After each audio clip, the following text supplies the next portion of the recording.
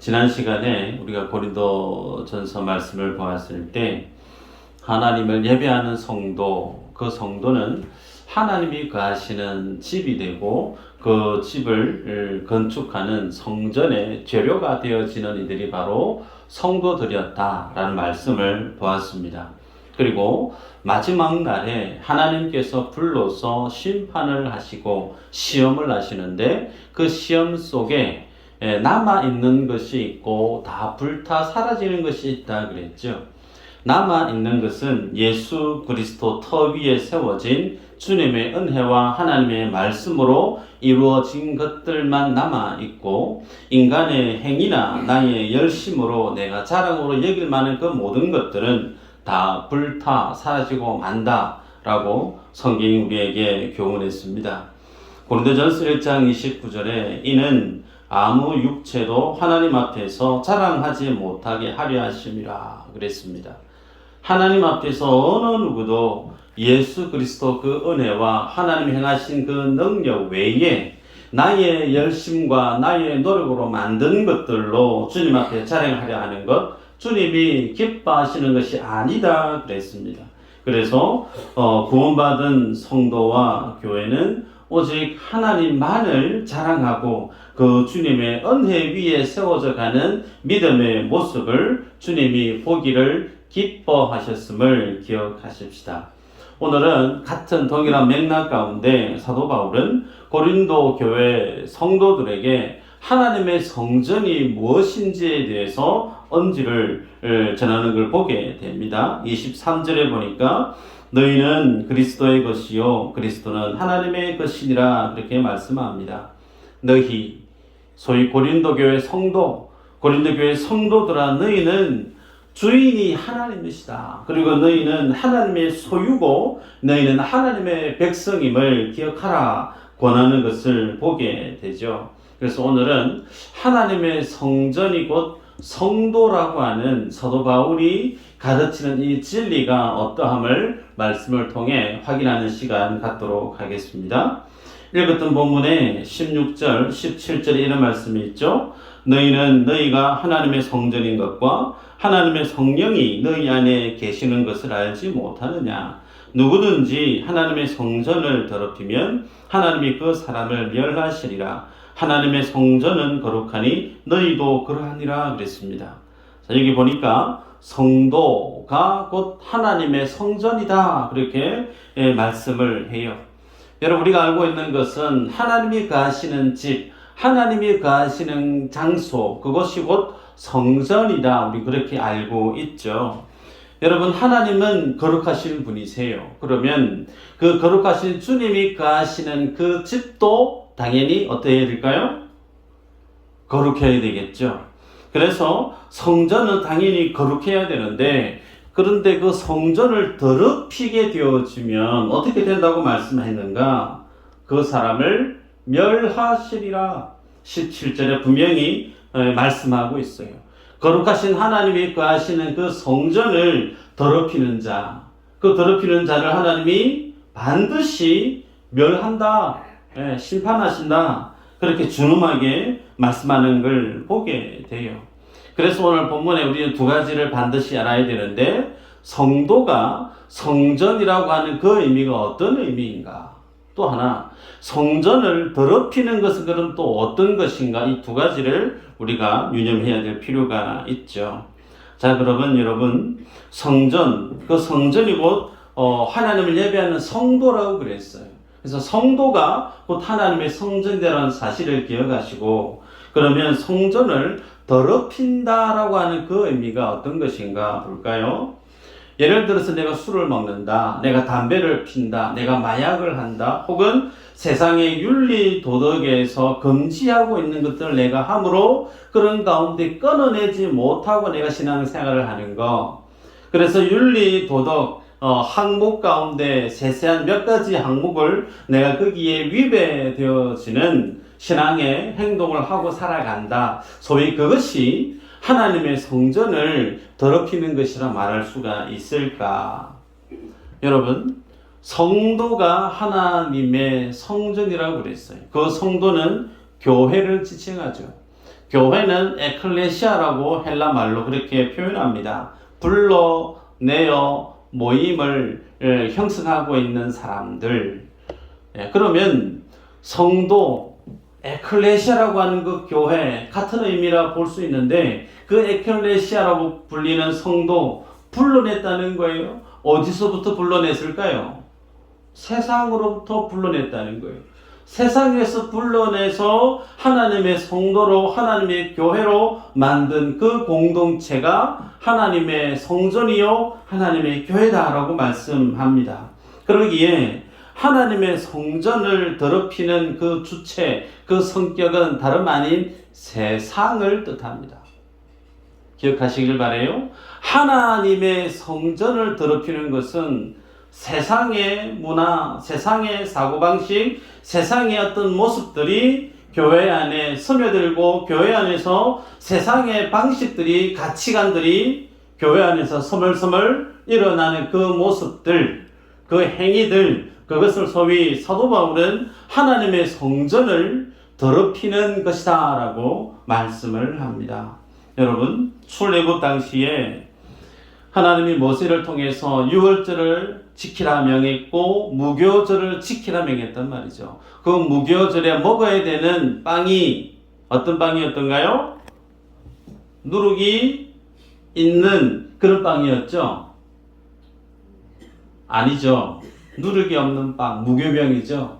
그러면서 집안 깨끗하게 치우면서 누룩을 없애라 그랬어요.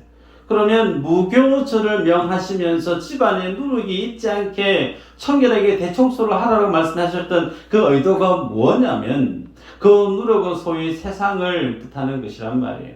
그래서 하나님은 아예 율법으로 이스라엘 백성들에게 정한 절기로 너희가 하나님의 은혜로 어린 양으로 구원을 입은 너희가 내 자녀고 내 백성이면 너희들은 그 하나님의 자녀다운 삶의 모습이 단순히 신앙의 고백만 있는 것이 아니고 단순히 내 머릿속에 인정하는 어떤 신앙의 어떤 사고 여기에 머물지 않고 내 삶의 실제 생활 양식 모든 삶의 습관에 이르기까지 나의 신앙과 나의 삶이 온전히 하나 되어져서 내 속에 세상의 모습이 스며들지 않게끔 누룩을 다 정리해라.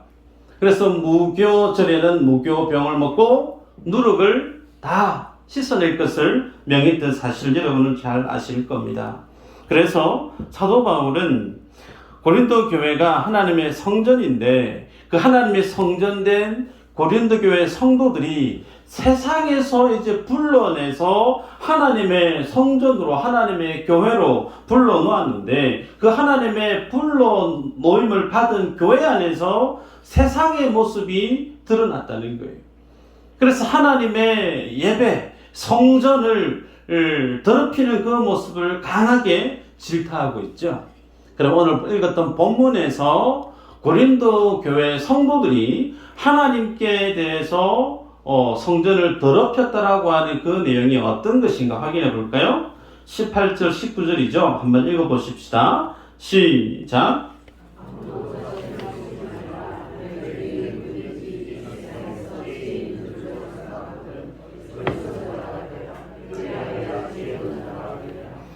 이 세상 지혜는 하나님께 어리석은 것이니 기록된 바 하나님은 지혜 있는 자들로 하여금 자기 꾀에 빠지게 하시느니라 하였고. 아멘.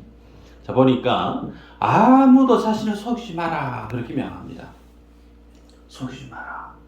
그 말의 의미는 너희는 세상에서 구속함을 입은 하나님의 자녀들인데 너희 속에 세상의 지혜를 따르는 자들이 있다는 거죠. 그래서 소위 세상에서 지혜 있는 줄로 여기려고 하거든 오히려 너희들은 세상에서 어리석은 자가 되어야 된다. 그리고 하나님의 자녀는 하나님 안에서 어리석은 자로 살아가는 그 모습이 오히려 지혜로운 자의 모습이다라고 말씀을 해요. 그래서 하나님의 성전을 더럽힌다는 것은 세상의 지혜로 그 세상의 지혜의 방식으로 드러나는 그 모든 삶의 모양들이 곧 성전을 더럽히는 것이라 명하고 있습니다. 여러분, 교회 안에서 세상의 지혜, 세상적 사고방식, 세상의 논리를 펼치고 살아가는 그것이 곧 성전을 더럽히는 자고 그렇게 생활하는 그를 하나님이 반드시 멸하겠다. 상당히 오늘 본문의 내용이 우리에게 하나님께 대한 나의 믿음의 모습이 어떠한지를 심도 있게 돌아보게 합니다. 그러기에 여러분, 성전된 교회 안에 더러운 것, 그 더러운 것은 세상의 생각이에요. 세상의 가치고 세상의 방식이고 세상의 문화임을 기억할 필요가 있습니다. 그래서 세상은 어떤 곳인가? 하나님을 하나님으로 인정하기보다 하나님을 내 옆에 있는 분으로 보는 거예요. 나와 하나님을 독립된 개체로. 그래서 하나님을 신뢰하는 믿음의 백성은 하나님을 전적으로 의지하는 믿음의 자세를 취하고 있는 반면에 그 마음속에 세상이 자리에 있는 사람은 하나님도 계시고 세상도 같이 있다는 거예요. 그 모습을 주님은 허용해서는 안 된다라고 말씀을 해요.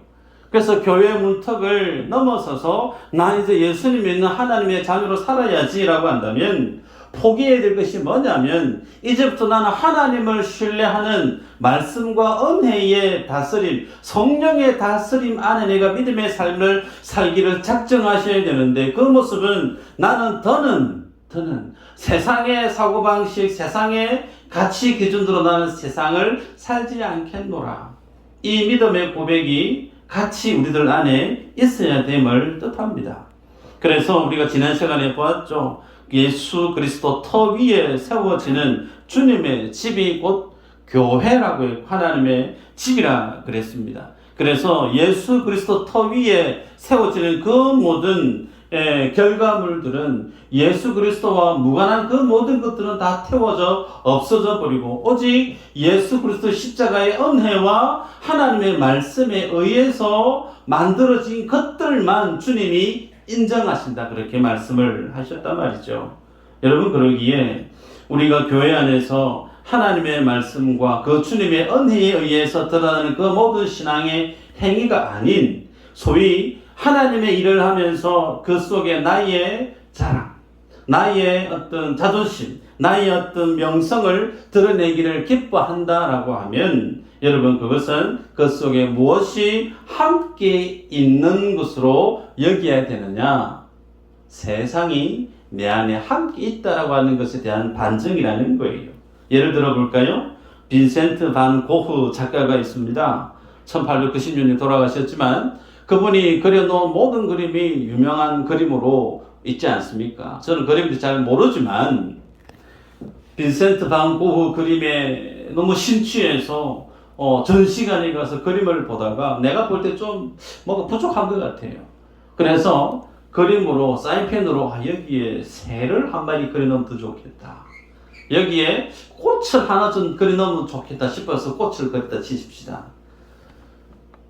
그 그림이 내가 그린 꽃으로 인해서 그 가치가 더 올라갈까요? 내가 손을 댄 그 그림 때문에 그 그림의 가치가 더 떨어질까요? 물어볼 필요 없겠죠. 명품은 있는 그대로가 최고의 모습이죠. 인정하시죠? 하나님의 교회가 그렇다는 거예요. 예수 그리스도로 만들어져 있는 하나님의 교회, 그 예수 그리스도 인정하는 교회, 주님이 만드신 원래 원형의 그 모습 그대로 있는 것이 가장 주님이 보시기에 귀한 하나님의 성전이고 하나님의 집이라는 거예요. 거기에 덧대서 나의 어떤 무엇을 첨가해서 하나님 앞에 올려드리려고 한다는 그것 자체가 하나님이 기뻐하지 않는 것이다 라고 말씀을 합니다. 그러면 여러분, 하나님께서 왜 이 땅 가운데, 이 세상 가운데 하나님의 성전이라고 하는 것을 허용하셨을까? 한번 정리해보고 말씀을 볼까요? 에덴 동산으로 거슬러 올라가십시다. 아담과 하와가 죄를 범하고 하나님께로부터 추방을 당해요. 추방당한 떠나가버린 인생, 그들에게는 죽음이 있습니다. 근데 죽음에 떨어져버린 그 인생에 대한 하나님의 가슴 아픈 사랑이 있죠. 하나님의 러브 스토리. 그래서 그 죽음에 떨어진 인생들을 주님이 구원하시기를 기뻐하세요. 그래서 죄 지은 그 인생들을 주님이 방치하시거나 포기하시는 것이 아니고 그들에게 나아오세요. 그리고 그들에게 내가 너와 함께 거하겠다라고 말씀 주시면서 우리가 수요일날 출애굽기 말씀을 보고 있지만 하나님이 성막을 만들어라 그렇게 명하시죠. 성막을 만들게 하는 목적, 하나님이 거룩하신 분이시고 완전하신 창조주 하나님이 인간이 만들어 놓은 조그마한 텐트 안에 거하시겠다는 거예요. 그 작은 텐트 안에 주님이 임재하셔서 그 속에서 인생들과 서로 교제하고 만나서 하나님의 영원한 생명을 그 인생들에게 주기를 기뻐하셨다는 거죠.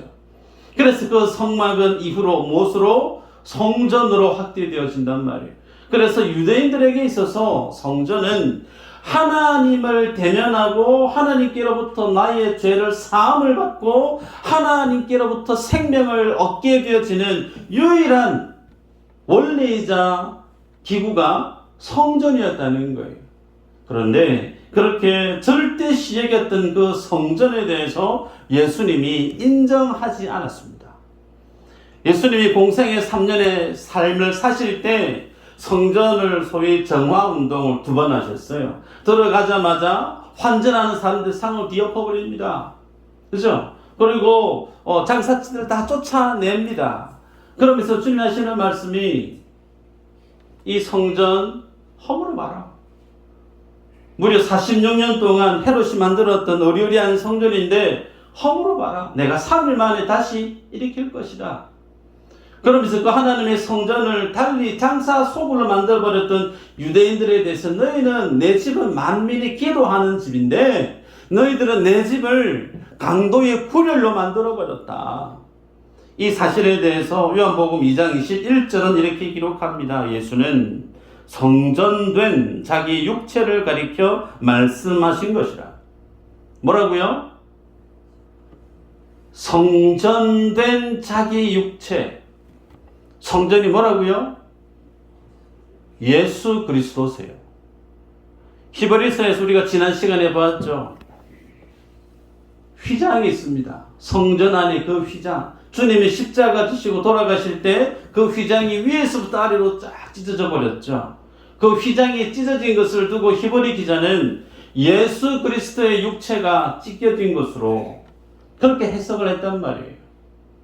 예수님이 유대인들이 절대시 여겼던 그 성전을 주님은 인정하지 않으셨습니다. 그래서 유대인들에게 죽임을 당할 수밖에 없었지만 성경은 우리에게 참된 성전이 무엇인지에 대해서 보게 하는 거예요.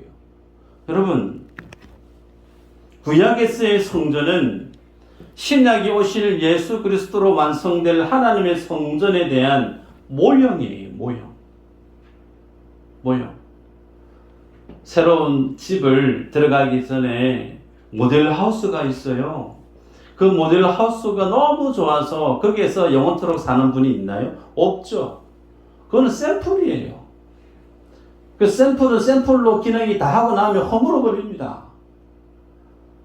이스라엘 백성들이 성전이라고 애지중지했던 그 성전이 하나님이 그들에게 왜 주셨느냐면 참된 성전 되신 예수 그리스도, 성전된 자기 육체를 가리킴이라. 성전 되신 예수 그리스도가 무엇인지 보여주기 위해서 모형으로 예표로 주님이 성전에 대한 내용을 율법으로 남겨놓았는데 그것을 주님이 부정해버렸어요. 심지어 주님이 그것을 허물으라 라고 명했단 말이에요. 그런데 아직까지 우리는 소위 개신교예요. 우리는 가톨릭이 아니에요. 종교개혁을 했던 개신교란 말이죠. 그런데 우리들 안에 하나님을 예배하는 예배당을 성전으로 이해하는 분들이 있어요. 여러분, 하나님께로 나아가는 길이 성전입니다. 그러면 하나님께 나아가는 길이 우리가 예배하는 예배당 건물이에요? 아니에요. 우리가 주님께 나아가는 길은 예수 그리스도가 전부입니다. 내가 곧 길이요 진리요 생명이다. 아멘인가요? 예수 그리스도 외에 모든 인생이 하나님께 나아갈 수 있는 길은 없어요. 그러면 우리가 예배당이라고 하는 이 예배당이 거룩한 곳인가? 아닙니다. 예배당은 예배하는 장소로서의 가치로 족한 거예요. 하나님의 성전 되신 예수 그리스도 그 주님이 교회의 머리 되시고 머리 되신 예수 그리스도 안에 목사를 비롯한 모든 성도들이 한 분도 빠짐없이 모두가 예수 그리스도의 그 몸에 하나의 몸으로 유기적으로 연합이 되어져 있어요. 우리는 그것을 교회라 부르고 우리는 그것을 하나님의 성전이라고 부른단 말이에요. 그러기에 우리는 반드시 기억하셔야 될 사실, 예배당이 예배하는 건물이 성전이 아니에요. 하나님은 예수 그리스도 외에 예배당을 성전이라고 하는 것을 주님이 진노하시는 하나님의 사실을 분명히 기억하셔야 됩니다. 우리가 신앙생활하면서 오래된 습관처럼 가질 수 있는 부분이 있는데, 여러분 성경이 얘기하고 있는 부분을 정확하게 보시길 바라요. 예수 그리스도가 성전입니다. 그 성전된 주님과 붙어있는 내가 성전이란 말이에요.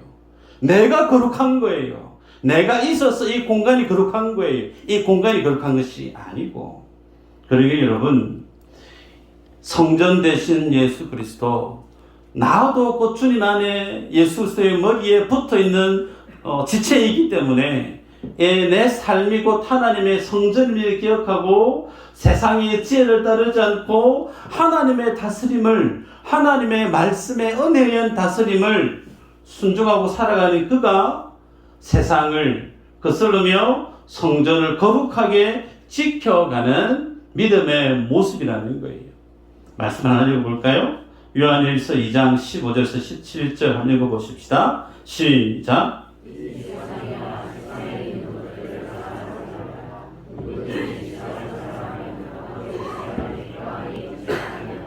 이는 세상에 있는 모든 것이 육신의 정욕과 안목의 정욕과 이생의 자랑이니 다 아버지께로부터 온 것이 아니요 세상으로부터 온 것이라. 이 세상도 그 정욕도 지나가되 오직 하나님의 뜻을 행하는 자는 영원히 거하느니라. 여러분, 세상을 사랑하지 마라 라고 주님이 힘주어 강조합니다. 심지어부터 16절에 세상에 있는 모든 것이 뭐라고요? 육신의 정욕이래요. 안목의 정욕이래요. 이생의 자랑이라는 겁니다. 이 세상에 있는 몇 가지가 아니고요, 이 세상의 모든 것이라고 그랬어요. 모든 것들이 육신의 안목의 정욕이고 이생의 자랑거리다. 그리고 그러한 세상을 가슴에 품고 살아가는 그 가슴 속에 하나님의 사랑이 없다.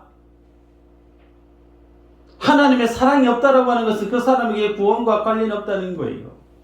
여러분, 그러기에 말씀을 기억하십시다.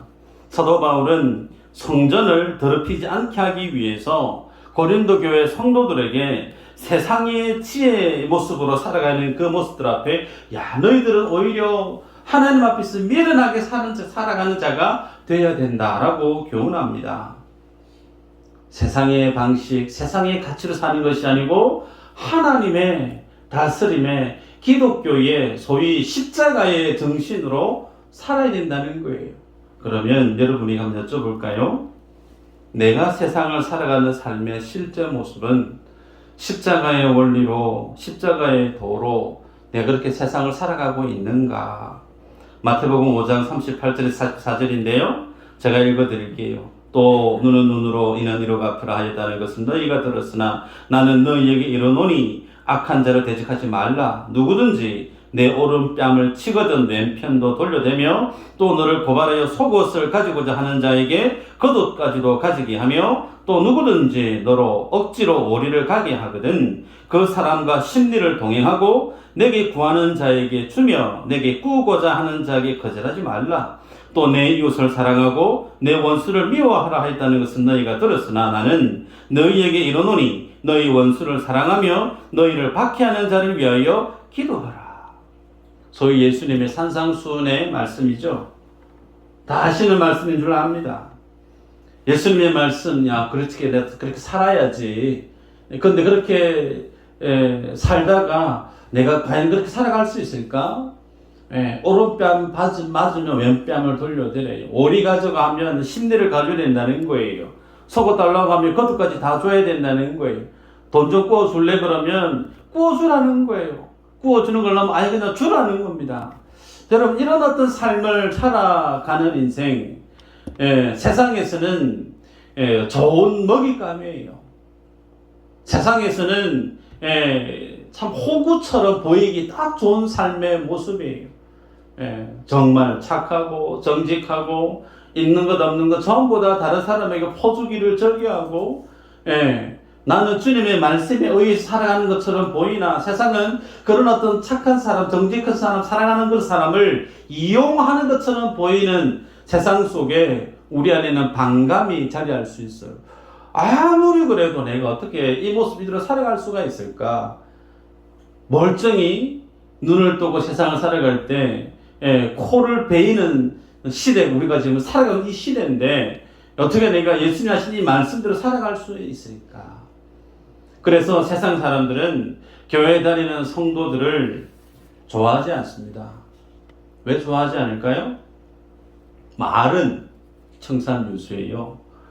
말은 사랑해야 된다 얘기하고 양보해야 된다 그러고 정직해야 된다 그러고 본인의 삶은 예수 믿지 않는 사람과 거의 별 차이가 없을 정도로 도리어 악착같이 살아가는 그런 모습을 보이는 성도들 때문에 세상 사람들은 교회 다니는 성도들을 그다지 좋아하지 않는 경향이 있습니다.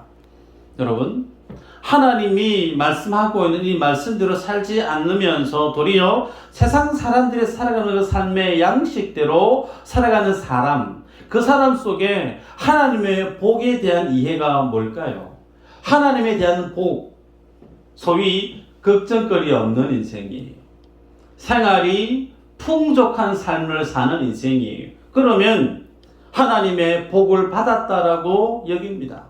소위 내가 애쓰고 수고해서 많은 것을 거둬들이고 더 이상 고민거리도 없고 아픈 데도 없고 그 시끌적이 아무것도 없는 모든 것이 다 구비되어져 있는 그런 삶을 나는 하나님께 은혜를 받았고 하나님께 복을 받은 인생이다 라고 여긴다는 거예요. 좀 전에 보았죠. 이 세상 모든 것이 뭐라고요? 육신의, 안목의, 이생의 자랑이에요. 소위 하나님의 은혜라고 하는 것들이 하나하나 덜쳐보면 세상 모든 사람들이 갖고 싶어하는 육신의 안목의 정욕거리가 전부 다입니다. 그것을 우리가 하나님께부터 받았던 모든 은혜라고 그러고 하나님의 복이라고 한다면 여러분, 하나님 믿지 않는 거예요. 복음을 모르는 거예요. 그것은 부수적인 거예요. 또 말씀드릴까요? 주님이 우리에게 세상의 육신의 이생의 안목의 자랑거리를 듬뿍 주시려고 했더라면 주님이 하나님의 보좌를 버릴 필요가 없었죠. 주님은 하나님의 보좌 위에서 말씀으로 능히 다 주실 수 있어요. 도움 필요한 거, 높은 성전의 자리, 자녀들이 좋은 대학교에 가고 직장이 훌륭한 곳에 가고 그것이 우리 삶의 가장 중요한 가치라고 여긴다면 주님이 십자가 지실 이유가 없어요. 근데 주님이 그것 주시러 온 건 아니에요. 나는 생명 주러 오셨다. 생명. 하나님의 생명, 하나님의 나라.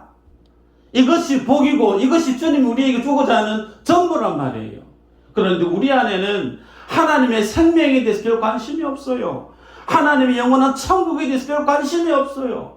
단지 많은 사람들이 앞다투어 좀 더 갖고 싶어하는 육신의 이생의 안목의 자랑거리에 우리의 삶의 모든 부분이 정조되어 있다고 하면 그 마음속에 하나님의 사랑이 없다 라고 사도 요한이 말씀하고 있어요.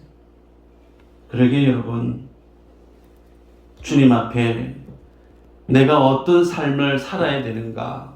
내가 주님의 성전이면, 내가 예수 그리스도로 내 삶의 주인으로 고백하는, 나의 머리로 고백하는 예수 그리스도 그 주님이 나의 주인이면 내 안에 있어야 될 것은 세상의 지혜가 아니라는 거예요. 하나님의 나라, 그 하나님의 은혜로 구원받아진 것을 귀한 것인 줄 알고 거기에 내 삶의 목적의 목표가 정조준되어져 있어야 된다는 가치죠. 말씀을 볼까요? 고린도전서 6장 19절 20절인데 너희 몸은 너희가 하나님께로부터 받은 바 너희 가운데 계신 성령의 전인 줄을 알지 못하느냐? 너희는 너희 자신의 것이 아니라 값으로 산 것이 되었으니 그런즉 너희 몸으로 하나님께 영광을 돌리라. 내가 하나님의 성전이 되었다라고 우리가 아멘한다면 성전된 우리에게 하나님이 무엇을 기대하고 있느냐면 네가 하나님의 성전 맞니? 그러면 하나님께 영광 돌리는 인생을 살아야 돼. 여기서 질문이에요. 그러면 우리가 하나님께 영광을 올려드리려고 하면 어떻게 살아야 될까? 근데 하나님께 영광을 올려드린다라고 하면서 교회 안에, 좁게는 교회 안에 어떤 모습이 일어나고 있느냐면 기관과 기관이 경쟁을 해요. 주일학교 부서하고 중고등부 부서하고 경쟁을 해요. 구역과 구역이 시기 질투하고 혹은 구역 안에서도 시기 질투하고 경쟁하는 모습이 있어요. 여러분, 교회 안에서 그런 모습이 있다라고 하면 교회와 교회 사이에는 그런 모습이 없을까요? 더 있습니다. 우리 교회가 저 교회보다 더 빨리 성장해 가야 돼. 우리가 다른 어떤 교회보다 더 많이 하나님의 사역을 감당해야 돼. 그러면서 다른 교회하고 막 경쟁하면서 싸우듯이 하나님의 사역을 한다고 하는 분들이 계세요. 그 모습이 하나님이 받으시는 영광의 모습인가? 아닙니다. 그 모습을 하고 있었던 교회가 고린도 교회였어요. 고린도 교회가 잘못된 신앙의 모습을 바울이 지금 지적하고 있는 것처럼 너희 몸으로 하나님께 영광을 올려드리라고 했을 때 하나님이 우리에게 받으시는 그 영광은 한 가지입니다. 한번 따라할까요? 십자가의 영광. 주님이 우리에게 받으시는 영광은 십자가의 영광이에요. 그 십자가 앞에 서면 내가 어떤 존재라고요? 나는 죄 많은 인생이에요. 예수님을 십자가에 못 박아 죽게 하지 않으면 안 될, 천국은 감히 상상도 하지 못할 인생이 바로 나라는 거예요. 켜켜이 쌓여있고 배설되어 있는 내가 토해내듯 만들어낸 그 수많은 죄악 덩어리 앞에 그거 위에 주님의 보혈이 덮인 바 되어져 있는 참담한 내 죄의 모습을, 참상을 발견하게 되어지고 그 앞에 심령의 가난함으로 주님 앞에 손들고 나아가서 그 주님의 은혜만을 구하고 그 주님의 긍휼만을 붙들고 하나님을 예배하고 하나님을 높이는 그 십자가의 영광 외에 주님 우리에게 받으실 수 있는 영광의 모습은 없습니다.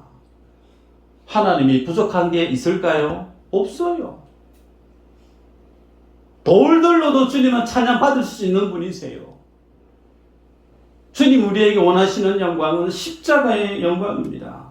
여러분, 교회 부흥을 통해서 주님께 영광 올려드리기를 원하실 텐데 교회 부흥은 성도 숫자 늘리는 것이 부흥이 아니고요. 죄인들이 늘어나는 것이 부흥입니다.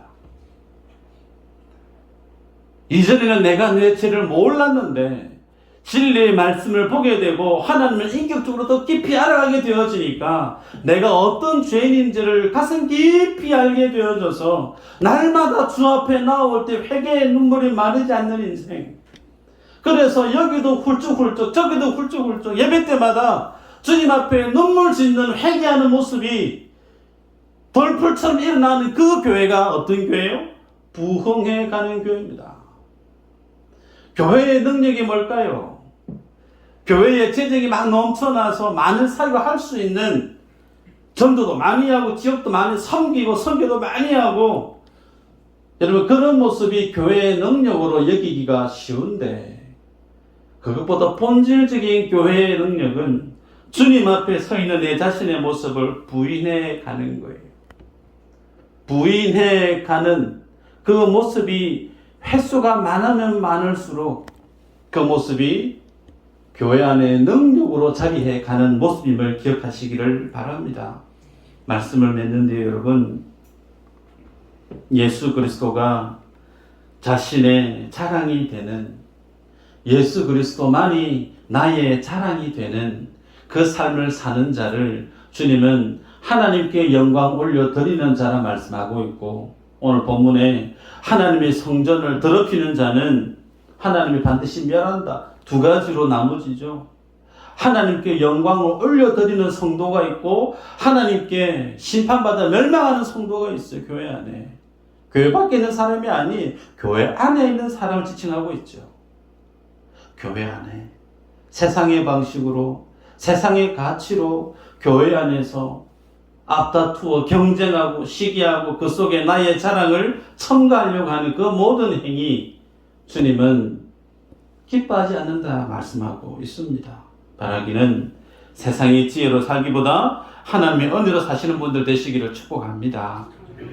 예수님 때문에 내려놓은 것이 많은 사람, 예수님 때문에 포기한 것이 많은 사람, 그분이 여러분들 되시기를 주 여러분으로 축복합니다.